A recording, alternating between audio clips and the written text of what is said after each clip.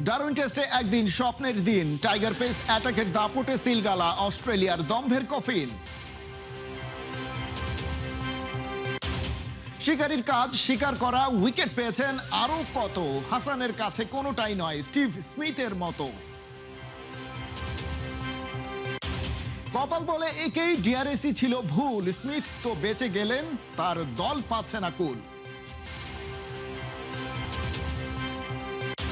Transfer মার্কেটে এবার একটাই নাম, সাদা কালো সেই মোহামেডান, মুস্তাফা কামালের স্বপ্ন খেলা লেভেল অফ এশিয়ান।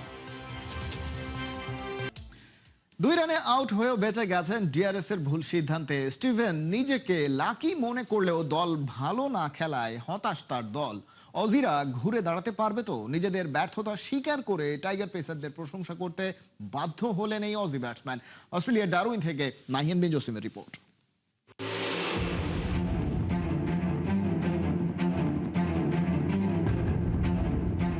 মাটিতে লুটিয়ে পড়েছেন স্টিভেন স্মিথ। এই ছবিটাই যেন পুরো প্রথম দিনটার প্রতিচ্ছবি অস্ট্রেলিয়ার ব্যাটারদের। স্টিভেন স্মিথ ভাবতে পারেন যদি ঠিক 2 রানে আউট হতেন তাহলে ওই যে 198 রান করেছে অস্ট্রেলিয়া, সেটা আসলে কততে গিয়ে ঠেকতো। বাংলাদেশ হয়তো আরো বেশি আত্মবিশ্বাসী হয়ে প্রথম ইনিংসে ব্যাট করতে নামতে পারত।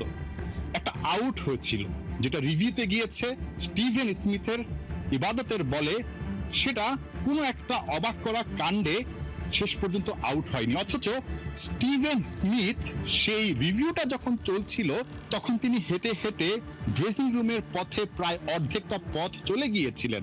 প্রেস বক্স থেকে আমরাও অবাক হচ্ছিলাম যে স্টিভেন স্মিথ যেখানে ফিরে যাচ্ছিলেন সেখান থেকে ডিআরএস এ কেন আসলে শেষ পর্যন্ত নট আউট ডিসিশনটা আসলো। প্রেস কনফারেন্সে তাই স্টিভেন স্মিথের কাছেই সেই রহস্যটা জানতে চাওয়া হয়েছিল, কেন তিনি আসলে হাঁটা ধরেছিলেন।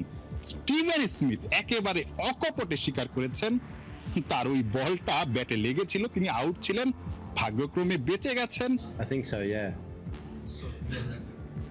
I was lucky. Yeah, it seems that way, yeah. You got to take it sometimes. Press বক্সে বসে থাকা অস্ট্রেলিয়ার সাংবাদিকরা রীতিমতো অবাক, চোখ তাদের কপলে উঠেছে। নাহিদ রানা নেই, তারপরও যে 3 পেসার নিয়ে খেলতে নেমেছে বাংলাদেশ, তাসকিন আহমেদ, হাসান মাহমুদ এবং ইবাদত হোসেন, তারা রীতিমতো অজিদের হাঁটু আর বুক দুটাই কাঁপিয়ে দিয়েছে। শুধুমাত্র এখানকার জার্নালিস্টরা না, যারা অস্ট্রেলিয়ার ক্রিকেটার আছেন, বিশেষ করে স্টিভেন স্মিথ, তিনিও কিন্তু বাংলাদেশের পেসারদের প্রশংসা করতে বাধ্য হয়েছেন। হাসান মাহমুদকে আলাদা করে রেট করেছেন এবং হাসান মাহমুদের প্রশংসা করেছেন। No, I thought all the bowlers bowled nicely. Yeah, it was challenging, as I said. It was seaming around. They bowled decent areas and, yeah, challenged our defence quite a bit. So, yeah, no, I thought all their bowlers bowled nicely today.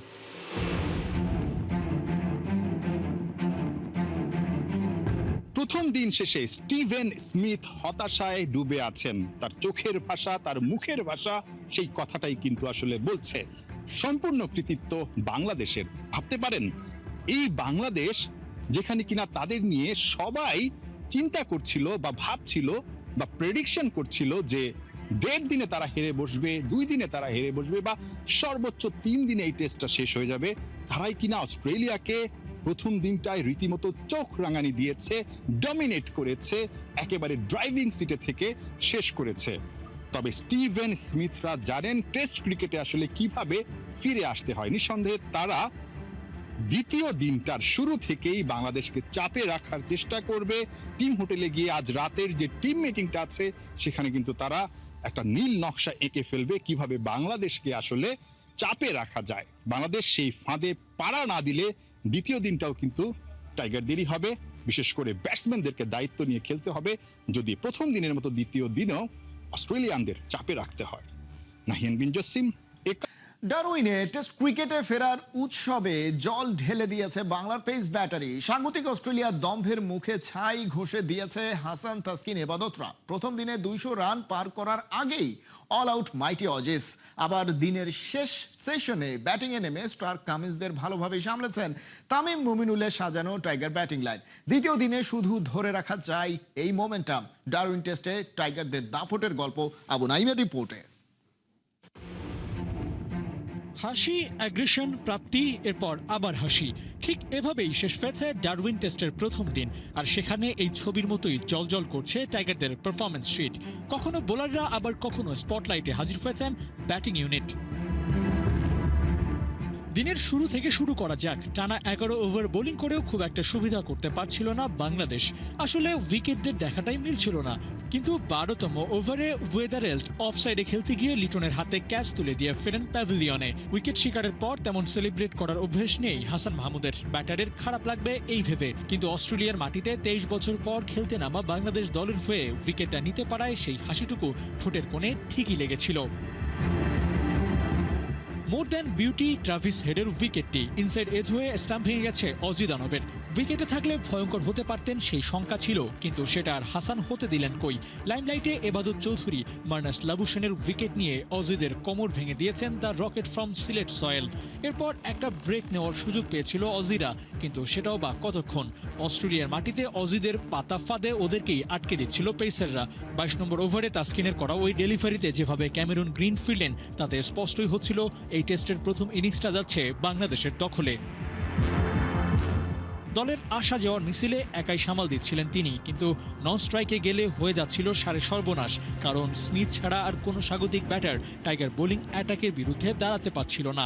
Alex Carey যেভাবে এবাদতের বলে bold হলেন, তাতে এই ইনিংসে আর সোজা হয়ে দাঁড়ানোর উপায় থাকলো না কামিন্সের ব্যাটিং ইউনিটের। 150 পার হতে না হতেই সেই জায়গায় তাসকিনের স্ট্রাইক। ওয়েবস্টারকে বোল্ড করে স্মিথকে একা করে দেন তাসকিন।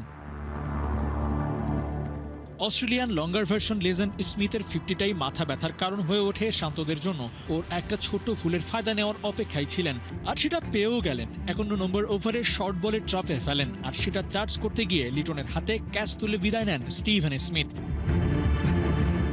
নাথান লায়ন, হ্যাজেলউডরা ইনিংসটাকে আর ক্যারি করতে পারেনি। 198 রানে অল আউট মাইটি অস্ট্রেলিয়া।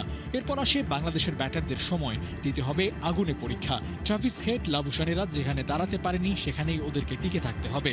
আর সেই পরীক্ষায় লেটার মার্ক পেয়েই দিনের চেষ্টা করেছেন তানজিদ তামিমরা। সাদমান 20 রানে ফিরলেও তামিম মুমিনুল হাল ধরেছেন শক্ত হাতে। এক উইকেটে 96 রানে প্রথম দিন শেষ করেছে বাংলাদেশ। আবু নাইম, 71। নাহিদ রানাকে মিস করবে বাংলাদেশের পেস ইউনিট, কিন্তু ডারউইনের টেস্ট পরীক্ষায় প্রথম দিনেই যে কঠিন এক প্রশ্ন হয়ে উঠবেন হাসান মাহমুদ, সেটা হয়তো অস্ট্রেলিয়ার ভাবনাতেও আসেনি। ঘরের মাঠে দম্ভে অন্ধ অস্ট্রেলিয়াকে চোখে সর্ষে ফুল দেখিয়েছেন হাসান, সাজিয়ে বসেছেন ইউনিক সব রেকর্ডের পসরা। আরও একবার টাইগার পেসার প্রমাণ করেছেন পুরো ক্রিকেট দুনিয়ায় সমীহ কিভাবে আদায় করে নিতে হয়। রিপোর্টে বিস্তারিত। শুধু নামে বাংলাদেশি বলেই ক্রিকেট প্লেয়িং নেশনগুলোর কাছে পাত্তা পাওয়া যায় না, দাম দিতে চায় না কেউ। এই মায়া কান্না আর কতদিন? হাসান মাহমুদ এবার অস্ট্রেলিয়ায় গিয়ে আদায় করে নিলেন নিজের সুপার এক্সপোজার, আর তাতেই এই 26 বছর বয়সী পেসারের বন্দনা করতে যেন বাধ্য করলেন সবাইকে। বরাবরই হাওয়া বুঝে পাল তুলতে জানা হাসান মাহমুদ একজন ক্লাস পারফর্মার, তবে কাউন্টি ক্রিকেট থেকেই যেন নিজেকে করে তুলেছেন আরো বেশি শানিত। আর তাদেরই প্লেয়ার ন্যাশনাল ডিউটিতে কেমন করছে সেটাও নজর রেখেছে কেন্ট। তার career best bowling figure share করেছে নিজেদের সোশ্যাল হ্যান্ডেলে, সেই সাথে জানিয়েছে ওরাও আছে অপেক্ষায়। নেক্সট মান্থে এই দলটার সাথে জয়েন করার কথা টাইগার পেসারের। লঙ্কার premier league franchise Colombo caps তো অজিদের বিপক্ষে শিকার করা হাসানের 6 উইকেটের ক্লিপই শেয়ার করেছে সোশ্যাল মিডিয়ায়। তারা লিখেছে, অস্ট্রেলিয়ার মতো কন্ডিশনে হাফ ডজন ব্রেক থ্রু। সে বল করতেই থাকলো, স্বাগতিক ব্যাটারদের ফেরত পাঠাতেই থাকলো। ক্যাপস কুইকার হিসেবে করেছেন সিরিয়াস কোয়ালিটির স্পেল।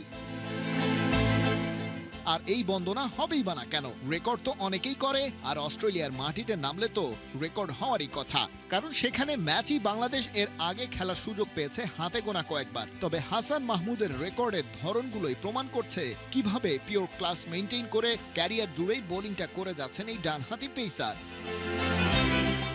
প্রথমত টাইগার পেসার হিসেবে ফাইফারে হাসানের ধারে কাছে নেই কেউ। বাংলাদেশি বোলারদের মধ্যে তার উপরে আছেন শুধু সাকিব আল হাসান আর তাইজুল ইসলাম। টপ পজিশন ছুতে এখনো অবশ্য 3 বার ফাইফার জিততে হবে তাকে। হাসান তার প্রতিটা ফাইফার পেয়েছেন দেশের বাইরে। 2024-এর রাওয়ালপিন্ডিতে পাকিস্তানের বিপক্ষে তুলেছিলেন প্রথমটা, একই বছর চেন্নাইতে ভারতের বিপক্ষে, আর এবারে ডারউইনে স্বাগতিক অস্ট্রেলিয়ার প্রতিপক্ষ হিসেবে ফাইফার জিতে হাসান মাহমুদ হয়ে উঠেছেন ইউনিক। ডারউইনে এটাই তার ক্যারিয়ার সেরা পারফরমেন্স। এক্সপিরিয়েন্স। অস্ট্রেলিয়ায় যে কোনো ফরম্যাটে টাইগার বোলার হিসেবে এটা প্রথম ফাইফার, টাইগার পেসার হিসেবে সর্বোচ্চ ফাইফারের রেকর্ড তো আছেই। ডারউইনের এই মাঠে দ্বিতীয় সেরা বোলিং ফিগার এখন হাসান মাহমুদের দখলে, আর বাংলাদেশিদের মধ্যে টেস্ট ক্রিকেটে তৃতীয় সেরা বোলিং ফিগারের কীর্তিও গড়লেন। তবে তারুণ্য যার প্রতিটি শিরায়, এখানেই তার থামার সময় কই। পেছন ফিরে তাকানোরও উপায় নাই, কারণ ইতিহাস থেমে থাকে না, লেখা হতে থাকে মহাকালের স্রোতের সাথে পাল্লা দিয়ে। খালিদ জামিল, একাত্তর।